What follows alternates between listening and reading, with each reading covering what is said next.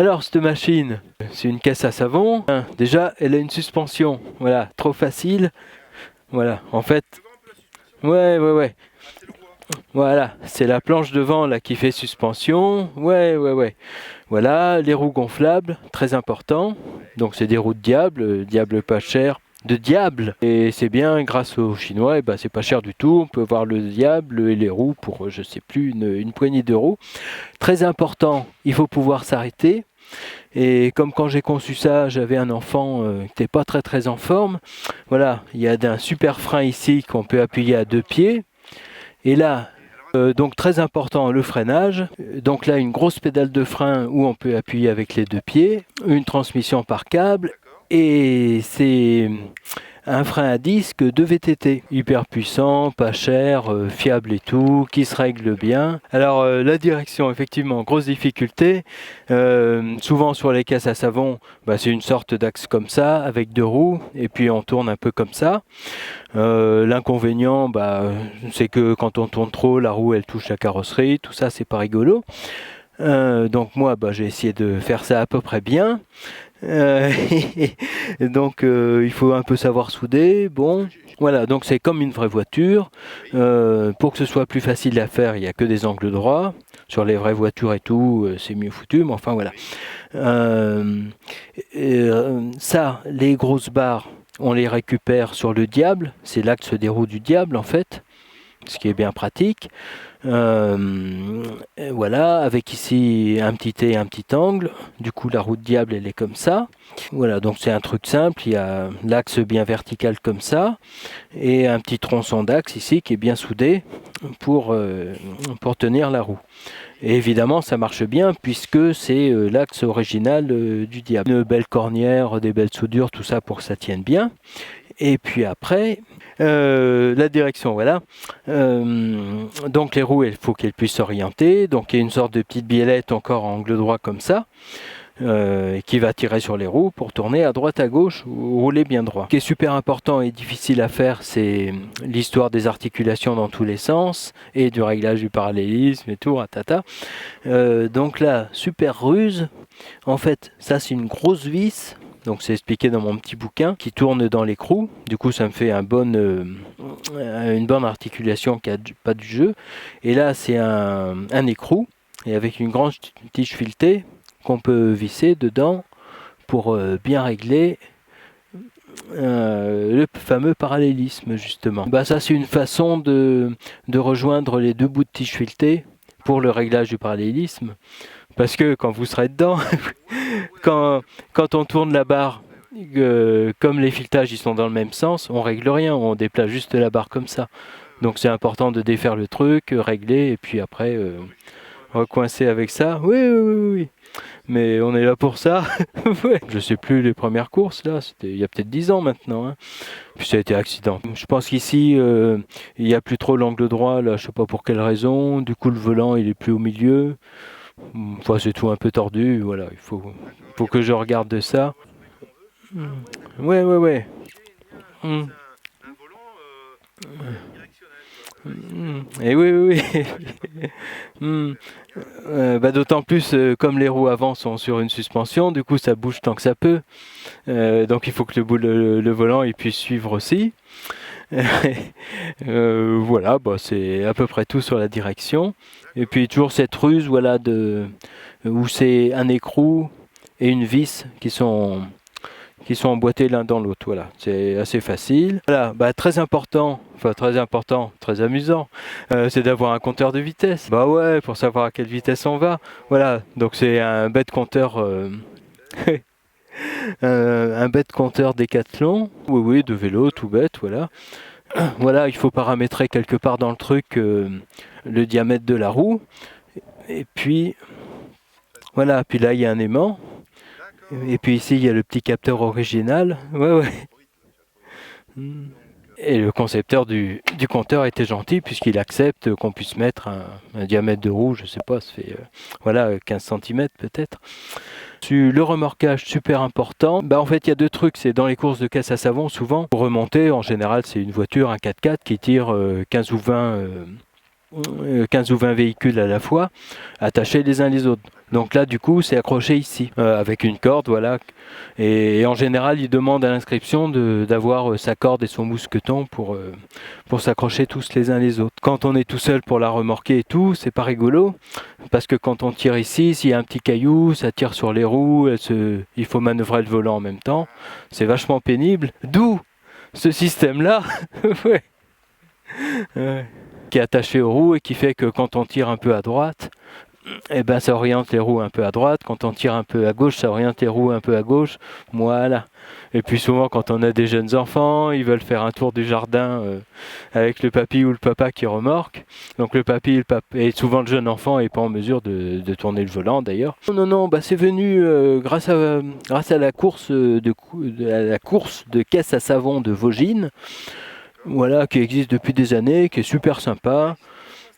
Moi, cette année, je ne saurais pas te dire, mais l'année dernière, il me semble, oui. Ah oui. Et après, ils organisent un peu la même à Rustrel, là. C'est genre une au mois de juillet, l'autre au mois d'août. Là. Et c'est super sympa, c'est bon enfant, il n'y a pas de règlement, tout le monde gagne, tout le monde perd. Ouais. Les engins, c'est tout et n'importe quoi, voilà, comme ça, c'est amusant. Puis ça va pas bien vite, comme ça, personne risque de se faire mal. On y a passé un bon mois, et puis en plus, j'ai pas voulu me presser, parce que pour moi, c'était une bonne façon de sortir les enfants de derrière l'ordinateur. Parce qu'il y a une grosse difficulté. Ouais. Je me suis servi de ce projet parce qu'ils étaient motivés, ils avaient déjà participé l'année d'avant sur le véhicule de quelqu'un d'autre, justement pour les faire sortir de derrière l'ordinateur, se confronter un peu à la vraie vie, avec des vrais bouts de bois, des vraies vis.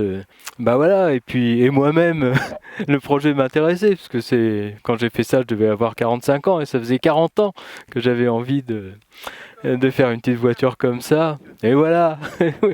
Donc j'ai saisi l'occasion. Très important aussi, sur le côté éducatif, il n'y a pas de moteur là-dedans.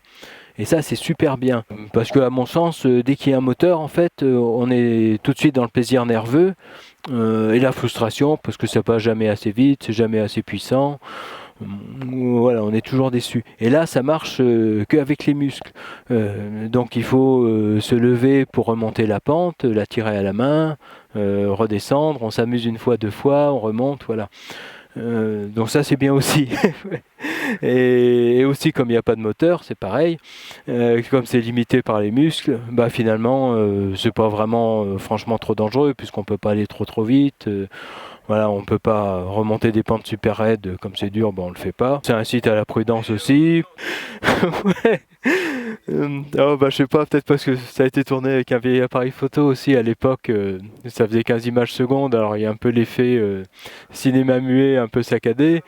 Après, la prise de vue est peut-être avantageuse aussi. Mais c'est vrai qu'on en a fait une, la bleue, là, avec des roues de brouette, et celle-là, effectivement, à un moment, elle a fait 60 à l'heure là-dessus. Bon, ça commence à faire. Ouais. Voilà, on peut finir juste là-dessus. Voilà, donc le châssis nu qui marche très bien, ça se présente comme un kart et tout. On peut régler le siège plus ou moins en longueur.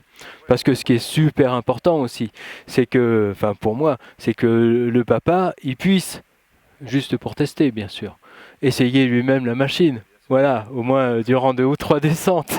Ouais. Et ce qui est super important, du moins pour moi et pour le papa, c'est que l'adulte, juste pour tester bien sûr, il puisse prendre place dans le bolide et se faire plaisir pendant une descente ou deux. Voilà, sans trop le casser. Et puis après, quand l'enfant il est vraiment jeune, on rapproche le siège, comme ça on peut rapprocher aussi les freins, comme ça il peut quand même appuyer dessus. Voilà, le kart c'est bien, mais c'est un petit peu moche et tout. J'ai été élevé avec Tintin, la Jeep des Dupont elle m'a toujours fait rêver, j'ai toujours eu envie d'avoir une Jeep. Donc on a fait une super carrosserie qui ressemble à une Jeep, qui s'enquille là-dessus, tac, voilà, qui vient à peu près comme ça, avec voilà. Dans le volant qui vient ici. Toc, ça a quand même une autre gueule. Ouais. Tac, voilà, poum, un petit coup là-dessus. Je saurais plus le dire comme ça, je vois pas le temps passer, ça va faire une dizaine d'années je pense. Non, on s'en est servi assez souvent finalement, puis c'est resté en panne un moment. Qu'est-ce qui s'est passé ? Après en fait, une année on a voulu s'en servir et puis Le train avant, ça allait plus, il faut que je regarde ça, là, je sais pas, c'est un peu... on a essayé de réparer la veille, ou voilà, ce qu'il faut. Et ça allait pas, et puis après, on a eu une galère, c'est que quand toutes les voitures ont été accrochées pour se remonter les unes les autres, ça peut être hyper lourd en fait, parce que quand durant la course à Savon, on remonte tous les véhicules, donc comme je disais, il y en a une vingtaine facilement qui sont accrochés à un 4x4. Quand on est le dernier, ça va, mais quand on est le premier, quelque part, ça fait peut-être une tonne et demie qui tire derrière, etc. Et là, en fait, le véhicule était parmi les premiers, il était accroché ici, là, et, et du coup, bah, quand il y en a un qui a paniqué, qui a freiné, je sais pas quoi, et ça a tout arraché l'arrière de la voiture. Alors bon, après ça tenait plus, on a dû abandonner. Ah, il y avait une petite plaque d'immatriculation, la tac-tac, qui fait toujours un peu sympa, et puis ça sert à rien, mais c'est toujours sympa. Voilà, tac, la roue de secours, voilà, voilà. Donc les courses de caisse à savon, c'est bien beau, mais il y en a une tous les ans quand on a de la chance. Et puis souvent, bah, ça prend de la place dans le jardin, les enfants ils veulent jouer et tout. Et c'est pour ça qu'on a rajouté ça. Voilà, bah, peut-être ça fait un peu arceau de sécurité, mais enfin bon, comme de toute façon il n'y a pas de ceinture de sécurité, voilà. Mais non, non, ça fait un peu chariot de supermarché, c'est vachement bien en fait pour pousser dans le jardin les enfants où ils se poussent les uns les autres, ils s'amusent comme ça. Et puis ben, on est plus à l'aise pour pousser à une bonne hauteur que de se ruiner le dos à pousser un truc. Enfin voilà, voilà, en bas moi je le fais pas, en haut. Ouais.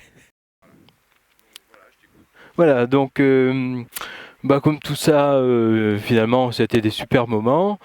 Et puis j'ai appris plein de choses et tout le monde. Je me suis dit que peut-être il n'y a pas que moi que ça intéresserait, donc pour faciliter la vie des autres, voilà, j'ai fait un petit livre super bien expliqué sur les caisses à savon qu'on peut avoir sur mon site internet. C'est un PDF à télécharger, hein, www.boisfacile.com. Voilà, vous cherchez un peu, vous trouvez, et qui présente bah, ce véhicule-là et puis un autre.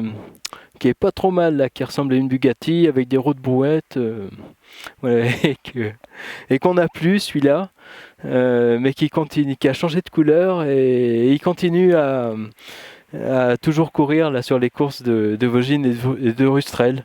On l'avait prêté à un garçon parce qu'on pouvait pas participer une année, et puis il a grandi, du coup il a prêté un autre et puis un autre. Il doit être, je sais pas, son troisième, quatrième pilote peut-être. Et la dernière fois qu'on l'a vu, elle était toute noire là. Voilà.